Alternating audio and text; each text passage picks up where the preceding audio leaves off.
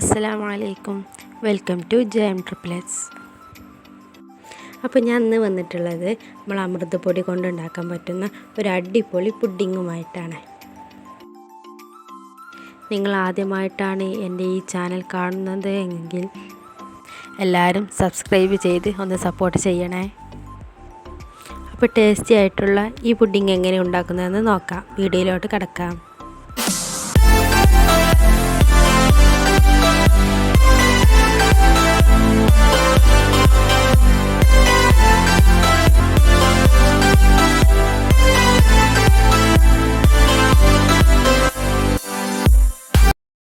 അപ്പോൾ നമുക്ക് ആദ്യം കാരമൽ ഉണ്ടാക്കണം. അതിന് ഞാൻ ആദ്യം 3/4 കപ്പ് പഞ്ചസാര എടുത്തിട്ടുണ്ട്.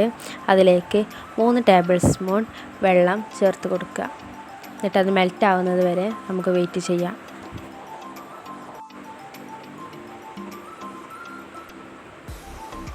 കാരമൽ തയ്യാറാക്കുമ്പോൾ ഇളക്കി കൊടുക്കണമെന്നില്ല. ജസ്റ്റ് ഒന്ന് പാൻ എടുത്ത് ഇതേപോലെ ഇങ്ങനെ കറക്കി കൊടുത്താൽ മതി.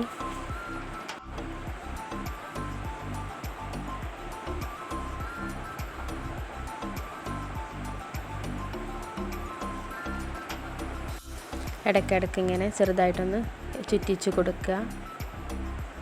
ചെറുതായിട്ട് ഗോൾഡൻ കളർ ആകുന്നത് വരെ ഈ കാരമൽ നമുക്ക് തയ്യാറാക്കണം. കുറച്ച് ടൈം എടുക്കും കാരമൽ തയ്യാറാവാൻ കേട്ടോ. അപ്പോൾ നമ്മളെ കാരമൽ തയ്യാറായിട്ടുണ്ട്. ചെറുതായിട്ട് ഗോൾഡൻ കളറൊക്കെ ആയിട്ടുണ്ട് കേട്ടോ. ഇനി ഇത് നമ്മൾ ഏത് പാത്രത്തിലാണോ പുഡിങ് തയ്യാറാക്കുന്നത് വെച്ചാൽ അതിലേക്ക് ഒഴിച്ച് കൊടുക്കുക.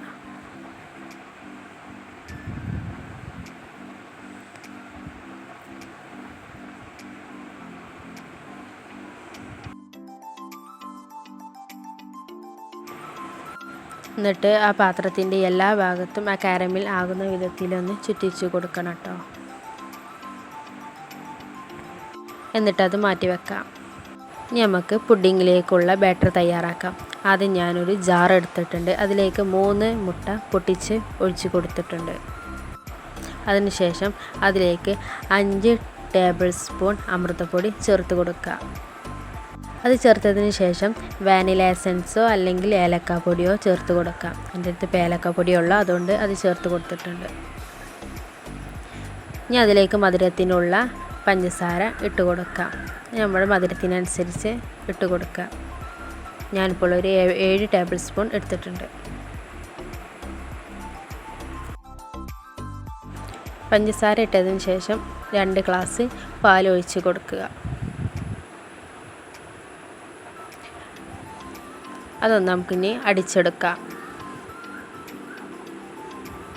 അത് അടിച്ചെടുത്തിട്ടുണ്ട്.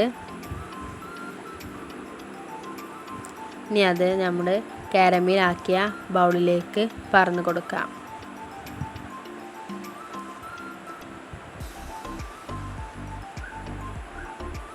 നമ്മളിത് വേവിച്ചെടുക്കുന്നത് ഡബിൾ ബോയിൽ ചെയ്തിട്ടാണ്. ആദ്യം ഒരു കുക്കർ എടുത്ത് അതിലേക്ക് കുറച്ച് വെള്ളം ഒഴിച്ചിട്ടുണ്ട്. എന്നിട്ട് അതിലേക്കൊരു സ്റ്റാൻഡ് ഇറക്കി വെച്ചിട്ടുണ്ട്. അതിൻ്റെ മേലെ നമ്മൾ പുഡിങ്ങിൻ്റെ ബാറ്റർ വെച്ച് കൊടുക്കാം. എന്നിട്ട് അടച്ച് വെച്ചിട്ട് കുക്കറും അടച്ച് വെക്കുക. കുക്കറിൻ്റെ വെയിറ്റ് എടുത്ത് മാറ്റിയിട്ടുണ്ട്.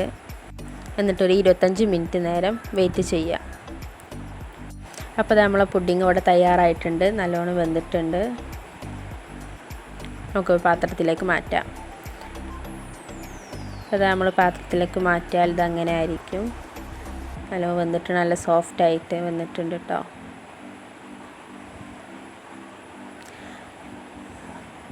അപ്പോൾ എല്ലാവർക്കും ഇന്നത്തെ വീഡിയോ ഇഷ്ടപ്പെട്ടെന്ന് വിചാരിക്കുന്നു. ഇഷ്ടപ്പെട്ടെങ്കിൽ എല്ലാവരും ലൈക്ക് ചെയ്ത് സപ്പോർട്ട് ചെയ്യുക.